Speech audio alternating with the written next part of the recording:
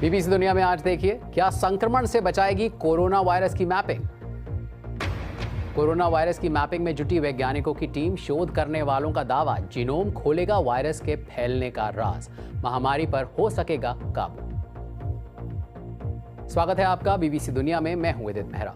Corona virus के किस्मों की कवर स्टोरी में होगी बात, लेकिन पहले हेडलाइंस। 2.5 महीने के बाद खुले रेस्तरां, मॉल और धार्मिक स्थल। 24 घंटे में कोरोना संक्रमण के 9,983 नए मामले। बीमारी से अब तक 7200 लोगों की मौत।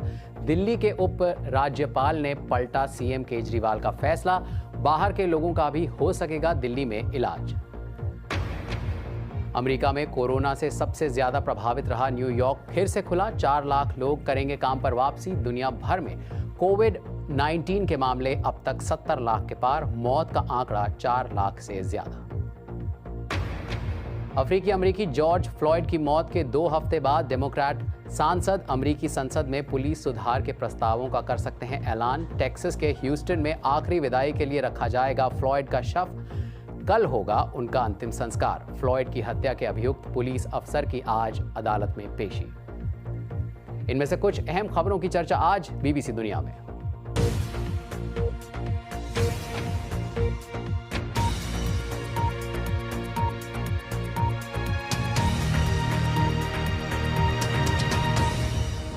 कोरोना वायरस का असर सभी लोगों पर एक जैसा नहीं होता। कुछ ज्यादा बीमार होते हैं तो कुछ में मामूली लक्षण ही नजर आते हैं। इसकी वजह क्या है? क्या इसके लिए वायरस की अलग अलग किस्में जिम्मेदार होती हैं? आज कवर स्टोरी में इसी की पड़ताल।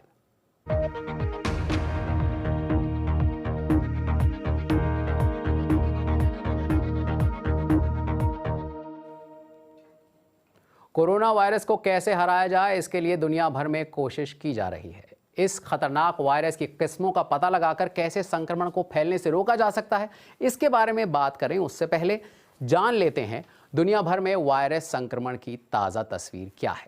कोरोना महामारी से दुनिया परेशान है, लेकिन न्यूजीलैंड से अच्छी खबर आई है। 50 लाख की आबादी वाले इस देश ने कोरोना से जंग जीत ली है। वहां अब कोई एक्टिव केस नहीं है। न्यूजीलैंड ने मार्च से ही देश में सख्त लॉकडाउन लागू कर दिया था। कारोबार और स्कूल बंद थे और लोगों को घरों में ही रहने की हिदायत दी गई थी। 5 हफ्तों से भी ज्यादा समय के बाद लॉकडाउन को चरणबद्ध तरीके से खोला गया और अब लगातार 2 हफ्तों से एक भी नया मामला न आने के बाद लॉकडाउन में काफी ढील दे दी गई है और सोशल डिस्टेंसिंग जरूरी नहीं रह गया है। हालांकि प्रधानमंत्री जेसिंडा आर्डन ने चेताया है कि देश पर कोरोना का खतरा अभी टला नहीं है और लापरवाही बरती गई तो मामले दोबारा आ सकते हैं। इस बीच दुनिया भर में कोविड-19 संक्रमित लोगों की संख्या 70,38,000 के पार हो गई है। ब्राजील में अमेरिका के बाद सबसे ज्यादा संक्रमित मरीज हैं। वहां लोगों ने लॉकडाउन की परवाह ना करते हुए नस्लवाद और राष्ट्रपति जैर बोल्सोनारो के खिलाफ प्रदर्शन किया।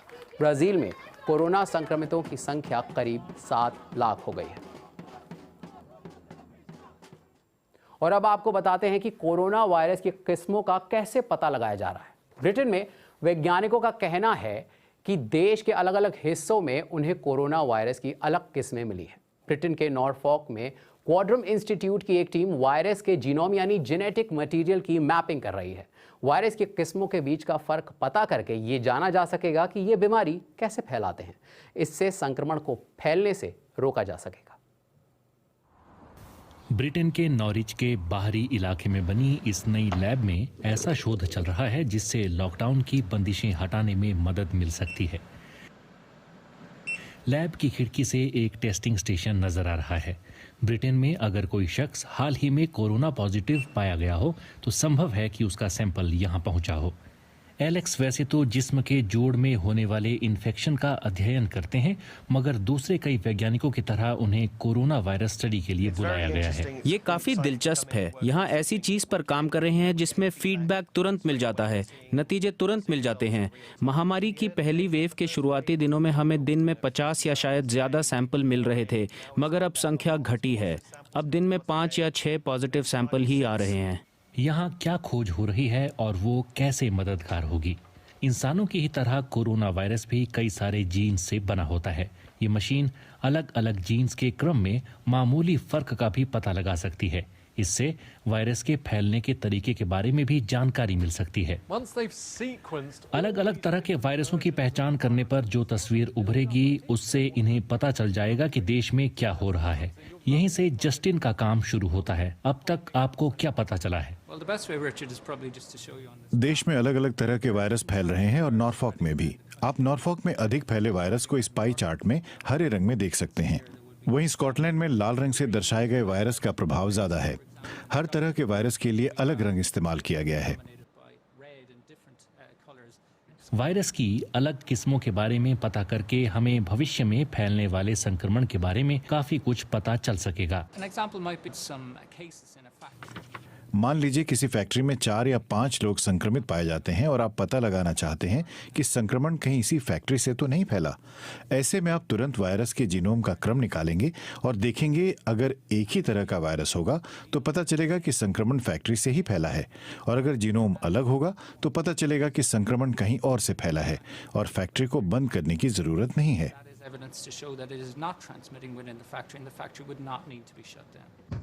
ये लैब ब्रिटेन में मौजूद कोरोना वायरस की मैपिंग कर रही 16 लैब्स में से एक है। ये इस तरह का दुनिया का सबसे बड़ा प्रोजेक्ट है। इसका लक्ष्य है कोरोना वायरस का फैलाव रोकना और वैक्सीन विकसित कर रहे वैज्ञानिकों की मदद करना। भारत में कोरोना से संक्रमित लोगों की तादाद 2,56,611 हो गई है। इसमें सबसे ज्यादा संख्या महाराष्ट्र में है, करीब 86,000। आइए आपको बताते हैं मुंबई के एक ऐसे परिवार की कहानी जिसके 18 सदस्यों में से 8 का कोरोना टेस्ट जब पॉजिटिव आया तो उन पर क्या गुजरी। देखिए मुंबई से बीबीसी संवाददाता जहानवी मूले की रिपोर्ट। वो बड़ा भावुक लम्हा था। समझ नहीं आ रहा था कि हम रोएं या फिर क्या करें। मुझे तब लग रहा था कि क्या मैं अपने पति और परिवार को दोबारा देख पाऊंगी।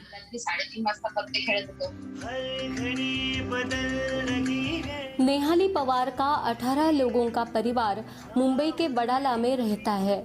लॉकडाउन के दौरान संयुक्त परिवार के सभी सदस्य साथ थे और खुश भी। मेरे पति एक निजी अस्पताल में काम करते हैं, इसीलिए हम लोग सावधानी बरत रहे थे। हमसे गलती ये हुई कि हमें बाहर जाने वाले व्यक्ति के अलग रहने का इंतजाम करना चाहिए था ताकि पूरा परिवार बीमार ना हो। लेकिन हम दिल से जुड़े हुए हैं। ऐसे में अच्छा नहीं लगता कि जब सारे लोग मजा कर रहे हों तो एक को अलग छोड़ दिया जाए।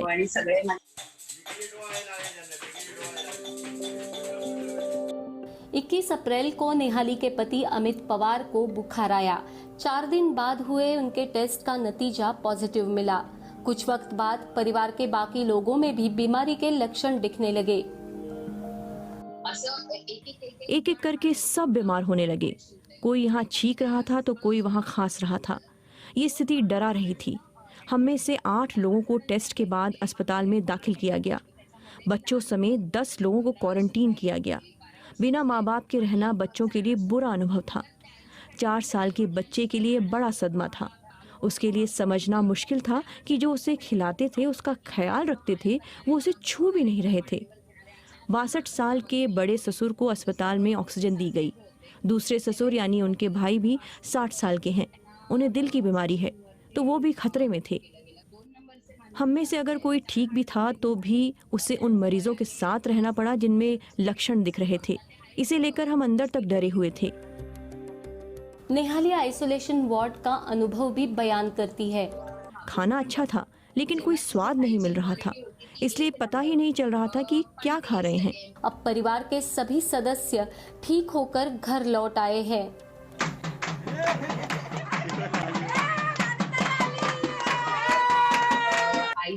घर से बाहर जाने वाले शख्स को अलग ही रहने दीजिए।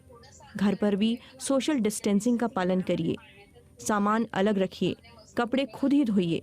जितना हो सके हर काम खुद करिए, क्योंकि सावधानी ही बचाव है। बीबीसी दुनिया में वक्त है एक ब्रेक का। ब्रेक के बाद दिखाएंगे लॉकडाउन के बाद शुरू हुआ काम, लेकिन कारोबार के लिए मुश्किल बरकरार। और बंदिशें हटने के बावजूद चंडीगढ़ के एक कारोबारी क्यों नहीं खोलना चाहते अपना रेस्तरां। बीबीसी दुनिया में अभी है बहुत कुछ बाकी। बने रहिए हमारे साथ।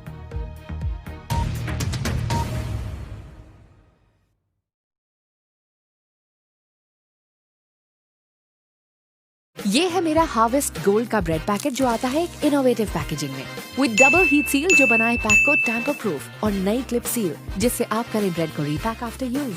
सील नहीं, ब्रेड वही।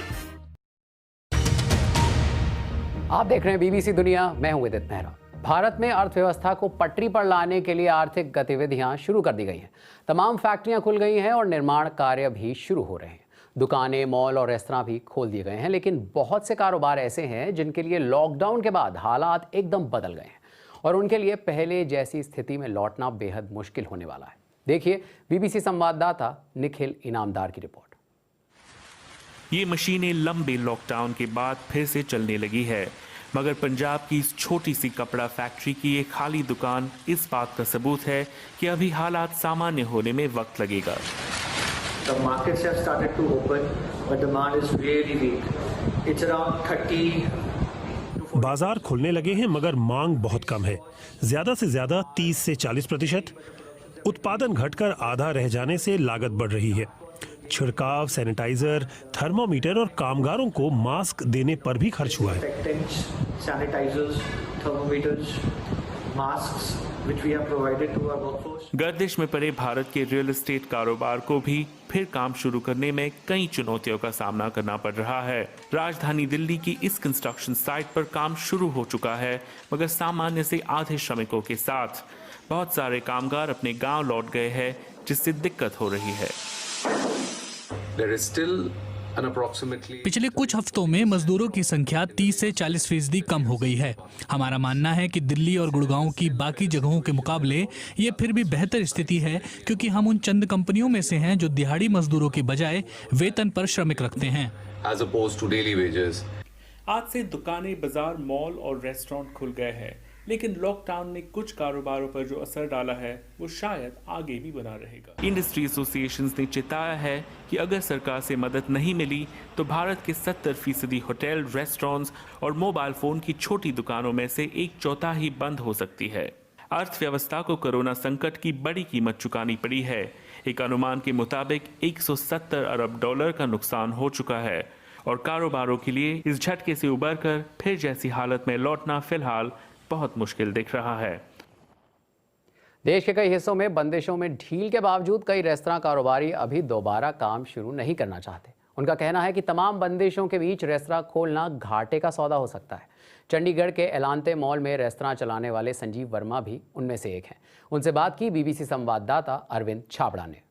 हमारा एक रेस्टोरेंट है अलांते में, हम वो रेस्टोरेंट अभी नहीं खोलेंगे क्योंकि मेरे को नहीं लगता कि जो रिलैक्सेशंस वगैरह मिली हैं, चाहे वो एडमिनिस्ट्रेशन की तरफ से हो, चाहे वो रेंट की रिलैक्सेशन अलांते मॉल वालों की तरफ से हो, वो इतनी नहीं है कि हम अपनी स्टाफ की सैलरी भी उसमें से निकाल सकते हैं। एक तो मूवी हॉल नहीं चलेगा, 10 साल से ऊपर के बच्चे, 65 से ऊपर, और टाइमिंग और 50% अलांते के अंदर 50% क्राउडिंग और रेस्टोरेंट के अंदर 50%, नो बार एंड डिनर तो होगा नहीं बिकॉज 70% तो अलांते के अंदर डिनर बिजनेस था। एक तो 8 बजे के बाद मॉल बंद हो जाएगा, तो 70% बिजनेस जो हमारा है वो इवनिंग 8 बजे के बाद का बिजनेस है। तो 70% बिजनेस तो वैसे ही चला गया, तो आपके पास बचा सिर्फ 30% बिजनेस। अब 30% बिजनेस में 10 years and below and 65 years and above ये भी चला गया। तो आप अगर इसको भी 5% मान के चले कि इतना है, फिर उसके बाद मूवी हॉल्स है नहीं, तो इसका मतलब है 5% क्लाइंटेल जो शायद चली जाएगी वो ये होगी कि जो मूवी देखने आते थे, वो लंच और डिनर करके जाते थे, वो भी चला गया। बचा it's only 20% of the business. So उसके बाद 50% आपको टेबल्स की स्ट्रैगरिंग करनी पड़ेगी, which leaves you with 10% of the business, and so with 10% of the business anything, staff की सैलरी निकल जाए या स्टाफ का खाना भी निकल जाए तो बहुत है, एयर कंडीशनिंग कॉस्ट भी निकल आए तो बहुत है, otherwise it's a net loss. तो संजीव वर्मा जैसे कारोबारियों के लिए रेस्तरां खोलना अभी भी एक चुनौती बनी हुई है। और बीबीसी दुनिया में वक्त है एक ब्रेक का। ब्रेक के बाद देखिए कहां लोग गाड़ियों में बैठकर ले रहे हैं म्यूजिक कॉन्सर्ट का मजा।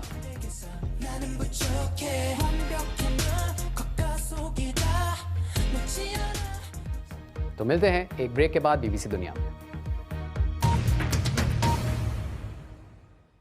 ये है मेरा हार्वेस्ट गोल्ड का ब्रेड पैकेट जो आता है एक इनोवेटिव पैकेजिंग में विद डबल हीट सील जो बनाए पैक को टैम्पर प्रूफ और नई क्लिप सील जिससे आप करें ब्रेड को रीपैक आफ्टर यूज। सील नई, ब्रेड वही।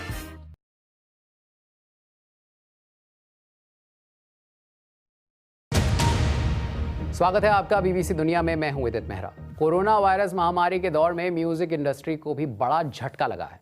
अनुमान है कि दुनिया भर में म्यूजिक इंडस्ट्री को $5 अरब का नुकसान हो चुका है। दक्षिण कोरिया में म्यूजिक बैंड्स अपने शो के जरिए बड़ी कमाई करते हैं, लेकिन कॉन्सर्ट और टूर प्लान रद्द होने से वो परेशानी में है। बदले दौर में घाटे की भरपाई के लिए म्यूजिक कॉन्सर्ट का तरीका भी बदलने लगा है। लोगों की भीड़ की जगह गाड़ियों की लाइन ने ले ली है और म्यूजिक पर झूमते लोगों की जगह गाड़ियों की फ्लैश लाइट और हॉर्न का शोर है। पर पॉप स्टार भी वही है और म्यूजिक भी वही। महामारी के दौर में दक्षिण कोरिया की पॉप म्यूजिक इंडस्ट्री नए आइडियाज के साथ आगे आई है ताकि म्यूजिक बैंड्स को कॉन्सर्ट रद्द होने से हुए नुकसान की भरपाई हो सके। मशहूर बैंड BTS के लिए साल 2019 शानदार था। इस बैंड ने रिकॉर्ड तोड़ कमाई की। कोरिया में कोई छोटा मोटा कारोबार कर लोग जितना कमाते हैं उससे 6 गुना ज्यादा कमाई। कोई सोच भी नहीं सकता एक कंसर्ट में कितनी कमाई होती है। एक वर्ल्ड टूर से ही ये बैंड बहुत कमा लेते हैं, लेकिन अब कंसर्ट टूर बंद हो गए हैं तो कमाई भी कम हो गई है। कॉन्सर्ट टूर बंद होने का असर टूरिज्म पर भी पड़ा और फैंस पर भी। हर कॉन्सर्ट हमारे लिए खास है। वेम्बली स्टेडियम के कॉन्सर्ट में जाना मेरे लिए बेहद खास था। आज भी वहां से लाइव चीजों को देखकर अच्छा लगता है। अब इस तरह के कॉन्सर्ट शायद जल्द देखने को नहीं मिलेंगे, लेकिन फैंस के लिए म्यूजिक और मस्ती में कोई कमी ना आए, इसके लिए नए नए तरीके आजमाए जा रहे हैं।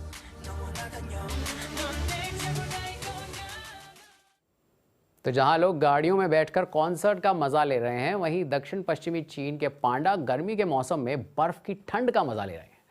पांडा पालने वालों ने उनके लिए आइसक्रीम केक बनाए हैं ताकि उन्हें गर्मी से थोड़ी राहत मिल सके। उन्हें बैम्बू डाइट के साथ साथ बर्फ के टुकड़े पर फल रखकर दिए जा रहे हैं, जिसे कुछ पांडा खा रहे हैं तो कुछ बर्फ के टुकड़ों के साथ ही खेल रहे हैं।